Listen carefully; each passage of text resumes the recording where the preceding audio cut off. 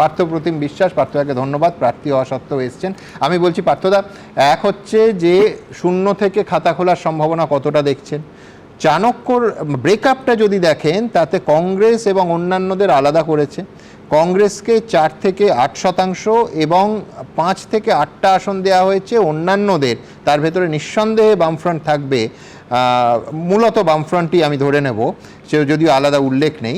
8 থেকে 10% ভোট এবং 4 থেকে 6টা আসন। আমি বলছি এই ফল আপনারা আশা করেন কি না? এবং খুব ইন্টারেস্টিংলি আজ মমতা বন্দ্যোপাধ্যায় বলেছেন এই যত সমীক্ষা হয়েছে সেই সমস্ত সমীক্ষা অমিত শাহ করাচ্ছেন। অমিত শাহ তাহলে আপনাদের 4 থেকে 6টা আসন দিলেন?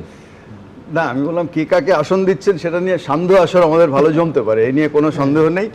কিন্তু আবার বলছি যে ভোট মানে হচ্ছে যে আপনি অনেকবার উল্লেখ করলেন যে মানুষের সাইকোলজিক্যাল কি বলবো যে অ্যাকশন রিয়াকশনসের আলটিমেট কালমিনেশন হচ্ছে যে ভোট। একদম। এবং এটা এতটা কমপ্লেক্স একটা ব্যাপার যে এটা হলে তো আমি বললাম আর্টিফিশিয়াল ইন্টেলিজেন্স এখন তো তৈরি হয়ে গেছে, আপনি খোঁজার সুযোগ নেই।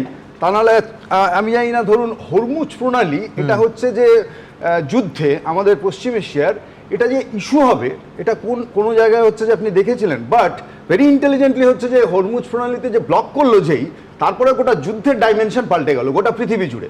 আমি বললাম এটা আনএন্টিসিপেটেড। আচ্ছা পার্থদা, উল্টোটা ভাবুন, যে 3 দিনের মধ্যে একটা সংকট এমন জায়গায় চলে গেল তেল এবং মূলত এলপিজি, সেইটা নির্বাচনে ইস্যু হলো এবং মানুষ রিয়াক্ট করতে শুরু করলেন। আমি বলছি সুতরাং কত দূরে এই যুদ্ধ এবং কত দূরে হরমুজ প্রণালী সরাসরি ইম্প্যাক্ট হচ্ছে এই পশ্চিমবঙ্গের ভোটে। একেবারে তাই। ফলে পশ্চিমবঙ্গের ভোটে কি কি ইম্প্যাক্ট ইতিমধ্যে ফেলেছে, কি কি আরো ফেলতে পারে, এটা আপনি ভোট যত এগিয়ে আসবে আমরা বুঝতে পারবো। কিন্তু এই সীমাবদ্ধতা নিয়েই হচ্ছে এই সার্ভেগুলো হয়। তার মধ্যে আপনি উল্লেখ করেছেন, প্রথম হচ্ছে স্যাম্পল সাইজ, 2 হচ্ছে যে সময় জুড়ে তারা করছেন সেটা, এবং ফিল্ড সার্ভে এখন একেবারে কমে গেছে এবং ফিয়ার ফ্যাক্টর আমি বলছি যে এটা প্রবল, এই নিয়ে কোনো সন্দেহ নেই।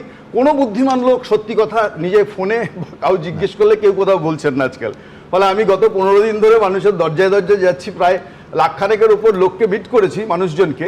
একটা জিনিস পরিষ্কার আমি আস্তে আস্তে শুনলাম, বিশ্বনাথবাবু যেটা বলছিলেন যে প্রতিষ্ঠান বিরোধিতার যে হাওয়া, সেটা হচ্ছে প্রবল। আপনি অটো, টোটো, বাস, যা যেখানে দেখুন লোকাল ট্রেন বলতে যা বোঝায়। কিন্তু আমি বলছি যে এরপরও তৎসত্ত্বেও এই প্রতিষ্ঠান বিরোধিতার হাওয়ার কালমিনেশন কোন দিকে হবে যদি যান। ফলে দেখুন যে এখানে বিজেপি হচ্ছে একটা স্ট্রংগেস্ট অপোজিশন হিসেবে ছিলেন এরা গত সময়, কিন্তু তারা যদি সেই রোলটা প্লে করতে পারতেন, আমার কথা হচ্ছে চৌকিদার আছেন জেগে, কিন্তু চুরি হয়ে যাচ্ছে, চোর ধরা পড়ছে না, চোর পুলিশ খেলা চলছে গোটা রাজ্য জুড়ে। এটা যদি হয় তাহলে প্রতিষ্ঠান বিরোধী ভোট যেটা এর আগের বার বিজেপি পেয়েছিলেন, সেটা হচ্ছে বিজেপির পাওয়ার কথা না। এবার হচ্ছে বিতশ্রদ্ধ বিরক্ত তৃণমূল ভোট, সেটা হচ্ছে তৃণমূলের থাকার কথা না। এটা হচ্ছে যে বামেরা হচ্ছে যে সেখানে অল্টারনেটিভ হিসেবে ইমার্জ করছে। ফলে আমার নিজের আশা যে যেখানে দাঁড়িয়ে হচ্ছে যে ট্রায়াঙ্গুলার ফাইট হবে গোটা রাজ্য জুড়ে বহু আসনে, যেটা এরকম সিম্পল একটা জিনিস দেখানো হচ্ছে যে এটাও প্রায় 40, এরা 42, এরকম ভাবে, সেটাও না। দেবাশিস বাবু যখন বলছিলেন যে আমি দেখছিলাম যে চ্যাট জিপিটি বা আমি বললাম যে জেমিনি, এটা যে কোনো জিনিসই আর্টিফিশিয়াল ইন্টেলিজেন্সের সবচেয়ে প্রাথমিক শর্ত হচ্ছে যে উনি যে শর্তটা আরোপ করে দিয়েছিলেন যে ইতিমধ্যে প্রকাশিত যা খবর তার ভিত্তিতে তুমি আমাকে একটা সিদ্ধান্ত জানাও বলে আসলো। ফলে এবার আপনি যদি যে খবরগুলো প্রকাশিত হচ্ছে সেই খবরগুলো আমি বলছি সবকটা যদি ফুল থাকে, অথবা সবকটার যদি এক পেশে থাকে, অথবা যদি সবকটাই পয়সার বিনিময়ে করানো হয়ে থাকে এরকম অনেক খবর, তাহলে হচ্ছে ultimately money it drives the opinion pole, money it drives the technology. ফলে আমি আবার এই জায়গাটাই বলছি যে আমি বলছি সেইখানে দাঁড়িয়ে যে মানুষের মন কিসে ঘোরে, কখন ঘোরে, ভীষণ কমপ্লেক্স, আমি এটুকু বুঝতে পারছি। কিন্তু আবার আমি আপনাকে ওই কারণের জন্য বলছি যে আমি ওই চ্যাট জিপিটি আপনি যখন বলছিলেন দেবাশিস বাবু, আমি এখানে একটা সার্চ করলাম করে লেফট ভোট কত হতে পারে আমি দেখলাম, তারা বলছে 16 to 18% হচ্ছে এই মুহূর্তে লেফটরা ঘুরছে, ফলে এটা হতে পারে। ফলে এটা আমাদের কোনো আলোচনার মধ্যে আসলো না। আমি বলছি যে এইভাবে আমি বলছি অথচ সমীক্ষায় ধরা পড়ছে না।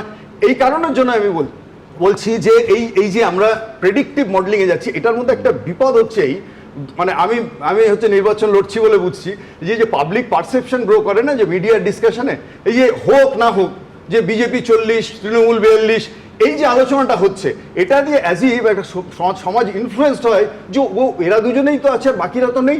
আমি বলছি যে এখানে দাঁড়িয়ে আমি বিশ্বনাথ বাবুর সাথে এখানে একমত যে আমরা যদি নিবিড় সংগঠন গড়ে তোলা যায়, মানুষের কাছে যাওয়া যায়, এবং আমি বিশ্বাস করি বিশেষত আরবান অ্যান্ড সাবআরবান এরিয়া আপনি দেখবেন এখানকার ভোটাররা খুব বেশি কোনো পার্টির অর্গানাইজেশন দিয়ে সে পোল বুথ পর্যন্ত পৌঁছাচ্ছে এই ঘটনা ঘটেনি। এটা একটু গরিব মানুষরা তারা অর্গানাইজড এই অ্যাপ্রোচের মধ্যে থাকে।